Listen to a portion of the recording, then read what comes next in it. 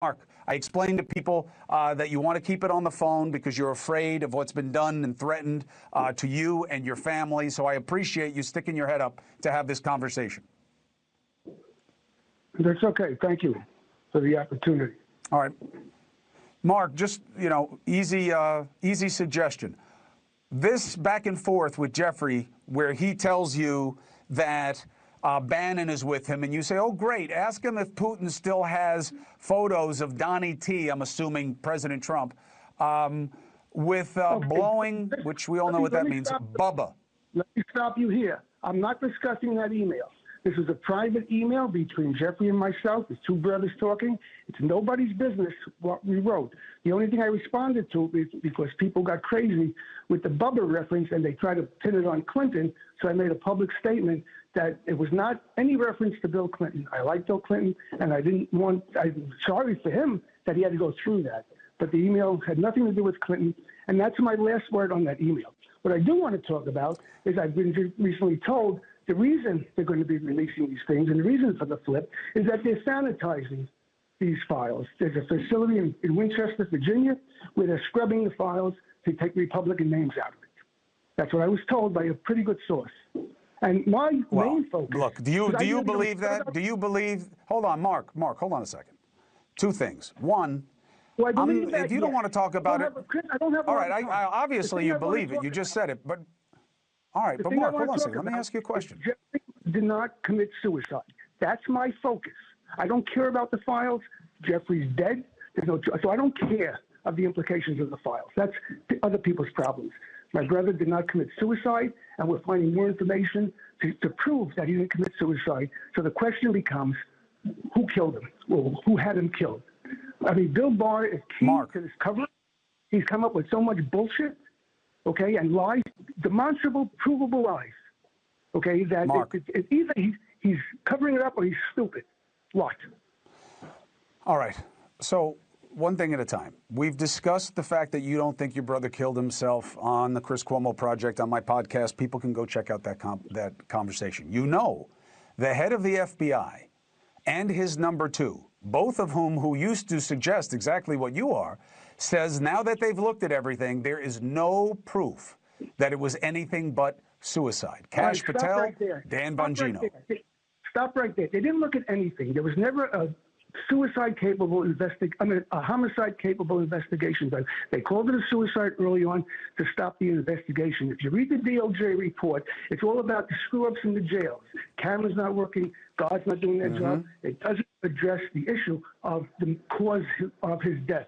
And it was misrepresented as a suicide because they didn't want to investigate. And more information. So you're accusing the head of the FBI in this administration of a cover-up? Absolutely. He said, he was the one who said in his testimony, you know it's suicide when you see one. I had to laugh. How many suicides has that jackass seen? Okay? He's not a doctor. He's not a pathologist. He never saw Jeffrey's body. He wasn't there, but he knows it's suicide. Well, he's certainly changed his story about it. But I want to ask you one other thing, okay? And I get it. You don't want to talk about it. It was a private back and forth with your brother. Fine. But it is being used as proof that your brother had compromised information about Donald Trump. Is that what you are referring to, and is that what you suspect? No, Jeffrey, in 2016, I said this publicly before, Jeffrey told me that if he said what he knew about the candidates, they'd have to cancel the election. He didn't tell me what he knew, but Jeffrey definitely had dirt on Trump. And you could see in the emails, Trump could deny it all he wants, but it's pretty clear. I mean, everything Trump says is a lie. But that's not what you were talking about. It's provable that he was in Jeffrey's office. He said he wasn't in the house. It's provable he was there. He said everything he says is a lie. But that's not what you were talking about in the text thread. You don't know of any information that he had. I'm not discussing that email. Did you know or ever see any evidence that your brother had against Trump? Did you ever see any or hear any? Just he told me he had it. He wouldn't tell me that if it wasn't true. And how do you explain that it never came out and that Ghislaine Maxwell has never talked about it? Well, she got a pretty sweet deal, you know. She's in prison. I'm not trying to hurt Ghislaine, but you know, one of the things I found interesting in her testimony is when she was asked about other people. You know, she said they were involved, they didn't do anything. But when she was asked about Trump, she went on at length about he was always a gentleman, he's always professional. And I said, why is he getting this special treatment of exoneration? And the other people, she just said, well, they didn't do anything. So, even her lawyer said they cut the deal. So that's why I believe she said those things. We begin tonight with Bill O'Reilly, host of the No Spin News, BillO'Reilly.com. All of his content online, YouTube, /Bill O'Reilly, new book, Confronting Evil, Assessing the Worst of the Worst. O'Reilly, I was going to start on the economy, but I think I sense a moment that you and I can team up against Cuomo. Are you ready? Oh, that's not fair. I can handle it myself. Okay, well, I'm just going to give you some help. You don't need the help, but he says this Epstein vote is this hugely consequential vote. This is going to change things on and on. I think it's going to be pretty meaningless. Look, it's such a confusing mess. I can't even speculate about it. When I spoke with the president, and I reported this on NewsNation before, in March, he asked me, and I said, just release what you have verified.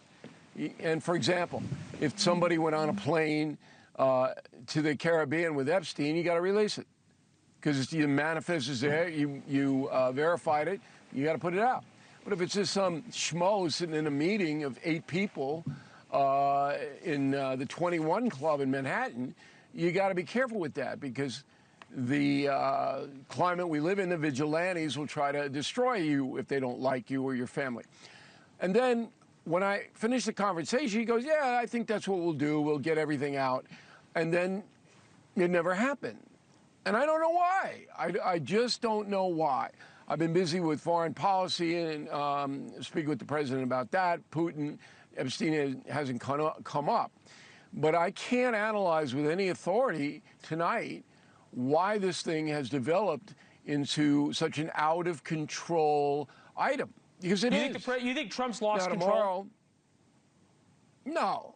He has control over the executive branch. No, I meant he doesn't politically. have control over the hearts. He doesn't have control over the hearts and minds of the American people. He does have control over the Republicans in Congress, no doubt about that.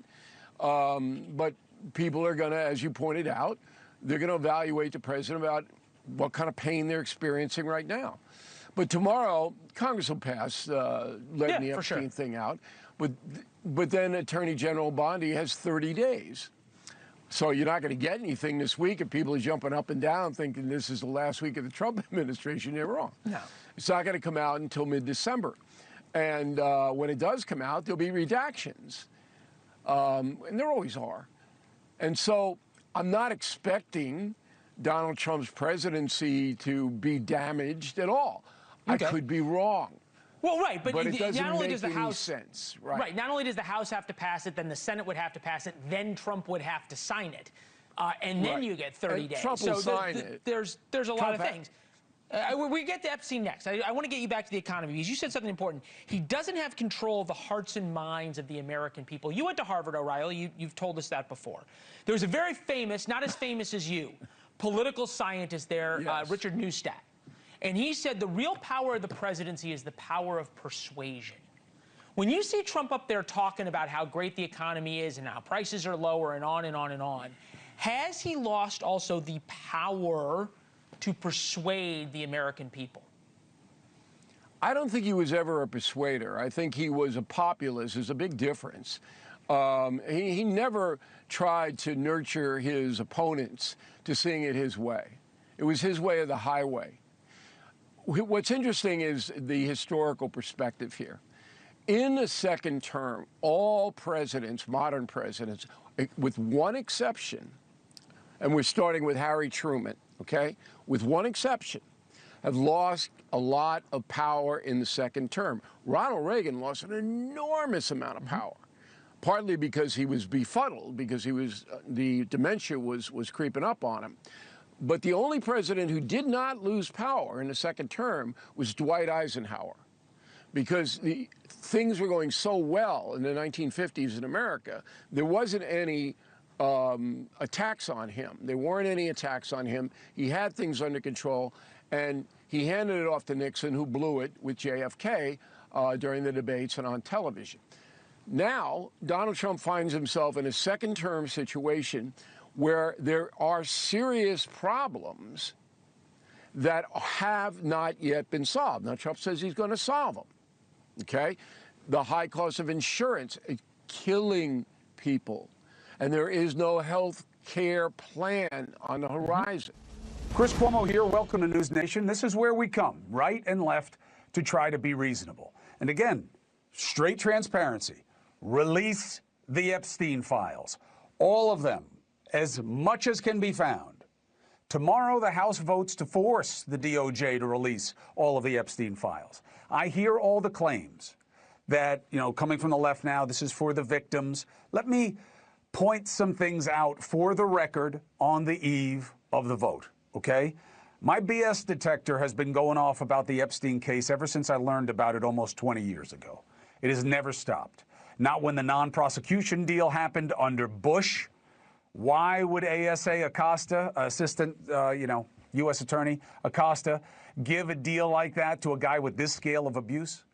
My detector went off when they explained that away without making any sense. My detector kept buzzing when Patel and Bongino and the Righty Pod bros resurrected this as part of the MAGA deep state attack. That's where it came from.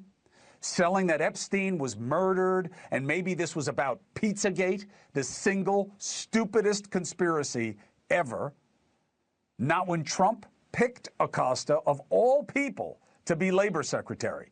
You ever Google this guy's pedigree? Not when Trump then picked the guys selling the hype about Epstein for positions where they could actually deliver, and then they totally flaked. They backed down from all the talk, despite MAGA releasing the files part of the campaign because of them.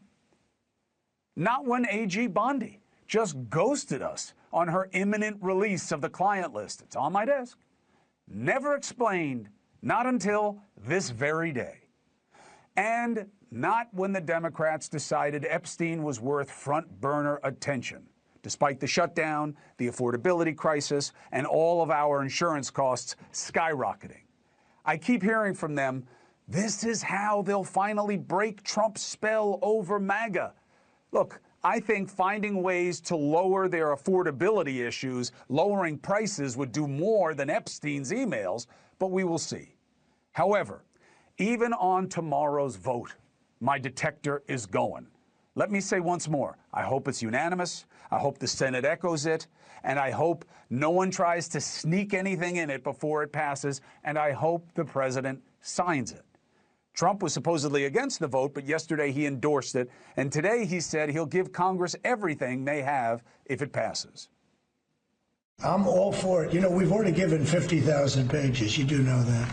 They can do whatever they want. We'll give them everything. Sure, I would. Let the Senate look at it. Let anybody look at it. But don't talk about it too much, because honestly, I don't want to take it away from us.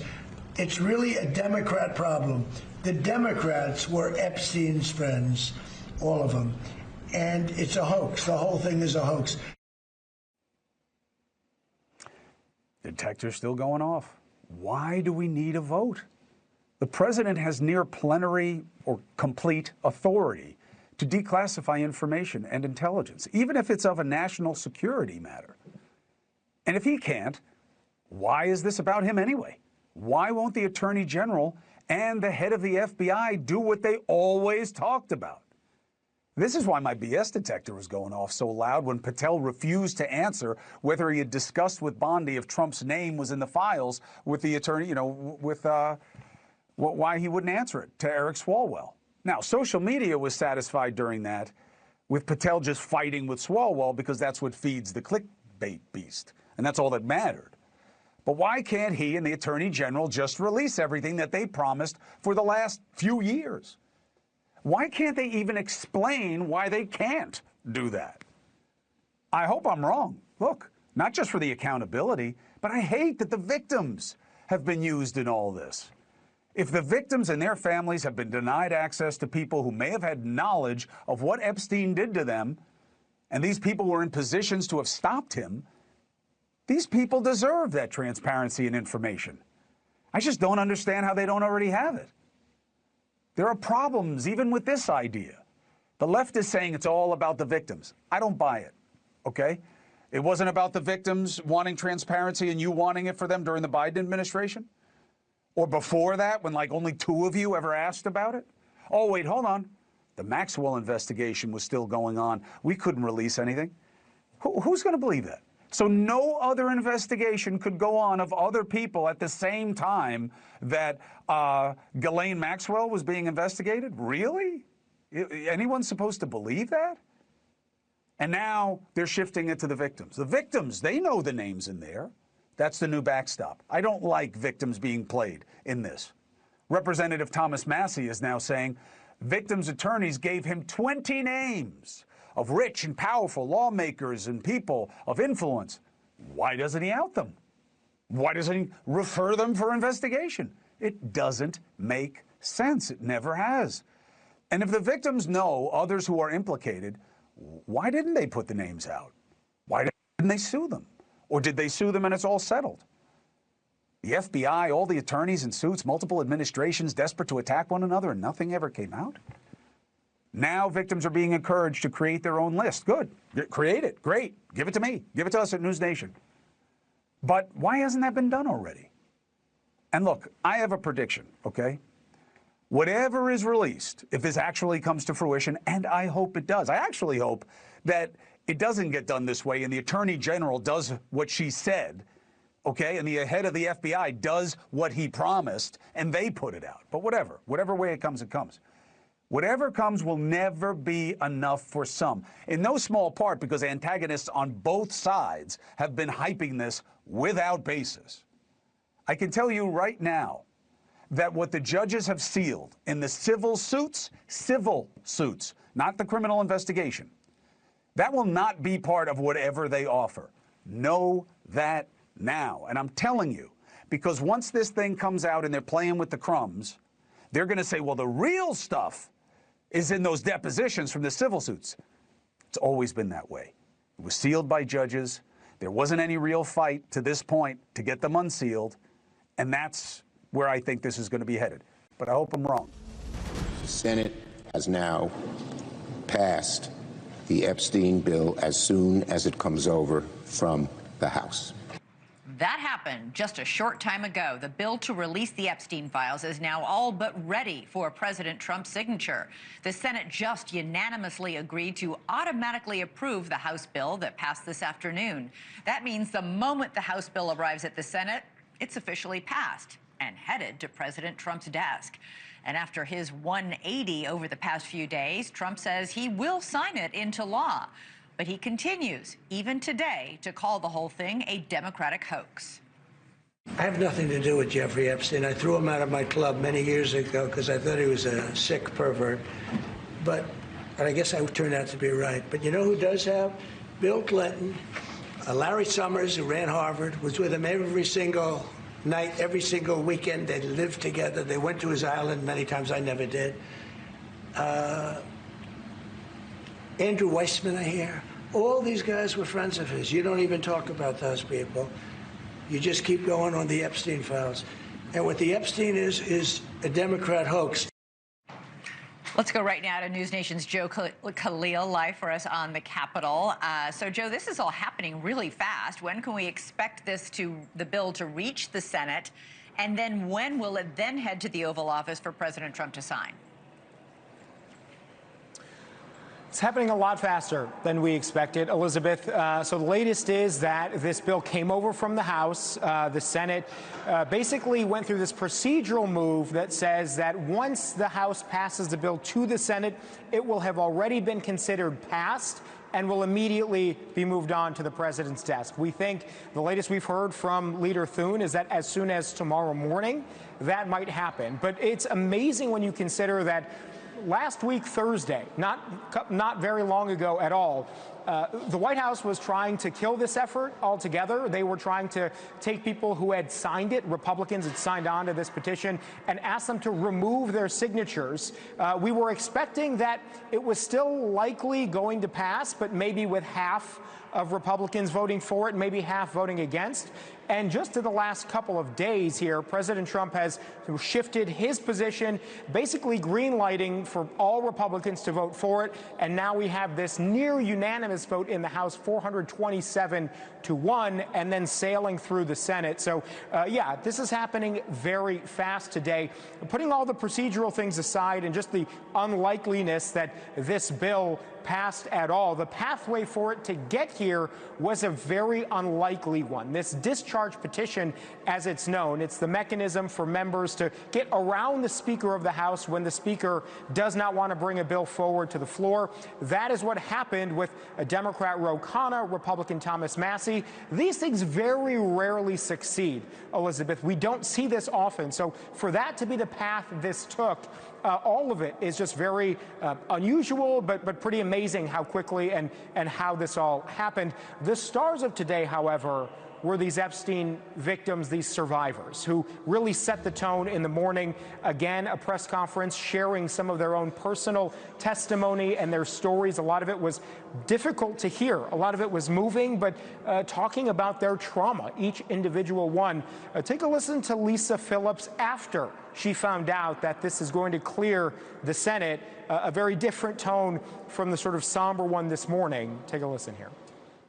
Just sitting in the House chamber looking down, feeling all the angst of everyone, and then waiting for that moment. We were waiting for a unanimous vote, but we fell short of one, but it's okay. It was super powerful. It was just one of the most special moments of my life to witness that and know that we were a part of it. And the point that a lot of these survivors who we talked to emphasize to us is a lot of people have become familiar with the Epstein story, the Epstein files over the last few years. But for this group, it has been decades of trauma, decades of working through the psychological issues that many of them had to deal with from the time they were teenagers, 14, 15 years old and on. So they are looking forward to this being signed by the president, hoping the Department of Justice follows through and that some people become prosecuted if they've committed crimes related to the Epstein case. Yeah, that was really a moving moment. All those survivors in the House chamber applauding the lawmakers as they passed the bill today, many of them crying, and many of the lawmakers on the floor of the House turning around to applaud them, who have worked so hard for so long. Joe Khalil, thank you so much. The great MAGA civil war of 2028 is already here. We're seeing Republicans plan for what's going to be a post-Trump life. MTG, Senator Cruz, are leading the charge. And these are people who've been traditionally very close to Donald Trump. Now they are saying they think they can do better. They are seeing fault lines inside MAGA and they want to exploit them. So whether it's standing up to anti-Semitism, calling out high prices, attacking Democrats, or answering questions about their own futures, MTG and Cruz are trying to position themselves for 2028. If we refuse to denounce it, if we are scared of it, it could destroy the Republican Party. Gaslighting the people and trying to tell them that prices have come down is not helping. This is putting real pain on the American people, and Chuck Schumer and the Democrats are doing this out of political petulance. When we said no more foreign wars, we meant it, and that meant don't send our money and our weapons. The reporters are going to write headlines that get clicks and get eyeballs. I got a job. It's representing 31 million Texans. I have something in my heart that I think is incredibly important for our country, and that is to end the toxic fighting in politics. Cruz and MTG sense an opening, a split of the Republican Party, and Trump is responding. The reason there's a split is because he's vulnerable on prices. So what did he do? He dropped tariffs on nearly 200 food items. In the past 24 hours, he has totally backtracked, flip-flopped, whatever you want to call it, on the Epstein files. Now he says he wants Congress to pass a law releasing them. The Epstein files are a good distraction. Cable networks that don't like Trump are advertising live coverage of tomorrow's vote in the House of Representatives. Some on the left view the Epstein files as the holy grail. Once they have them, Trump will finally be brought down. Let me tell you, they are not the holy grail. The Epstein files, though, give Trump time, but not much time. Because right now, going through Thanksgiving into Christmas, the economy isn't everything, it's the only thing. And Trump knows it. This evening, he spoke to a convention of McDonald's executives and franchise owners. Call it the McDonald's Summit. Nobody has done what we've done in terms of pricing. Prices are coming down on different things. You are so damn lucky that I won that election. You're going to see the results, pretty quickly.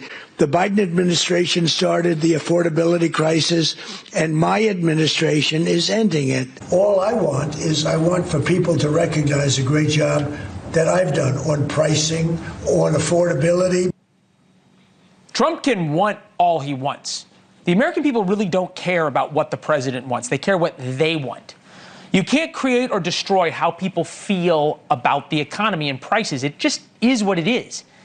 And Trump still won't do what Bill Clinton did for Americans during economic pain.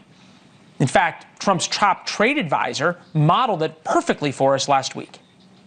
We feel your pain. We are literally doing everything we can. The president calls this a con job. How do the American people think he feels their pain when he says it's a con job? At the political level, that's what's going on. They blame him for Biden's legacy. So purely from an economic standpoint, Trump is right. High prices that happen right now are Biden's fault, but that really doesn't matter politically. The worse the affordability crisis gets, the worse Americans feel about prices in the economy, the weaker Trump gets. Trump knows that. And there is nothing Trump hates more than being weak. Thank you for watching. Subscribe below and download our NewsNation app right now on your phone, and you will get fact-based, unbiased news for all Americans.